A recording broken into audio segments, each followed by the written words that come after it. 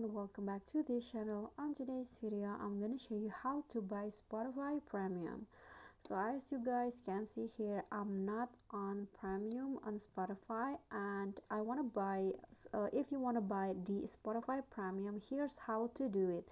So first open your Spotify and then click on Premium at the bottom, and then after that here you can see there are lots the Spotify will show you what is the advantages of the premiums feature, and then here you can see there are a lot of package that you can buy, and it depends on your country, but here I'm in Indonesia and here is the packages from Spotify, and I want to just choose the mini one. So I'm going to just choose a use it daily. So just click on get a premium,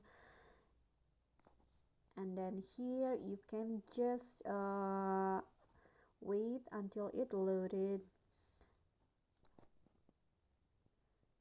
Okay, click on buy premium,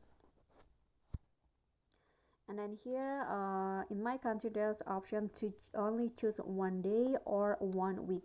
So I'm going to just use 1 day here, and then here you're gonna be choosing the payment method. So it also depends on your country, but I use a digital wallet, and then just click on the payment that you want to use, and then after that you can just proceed the payment, and when you done the payment, after that you can use the uh, Spotify Premium.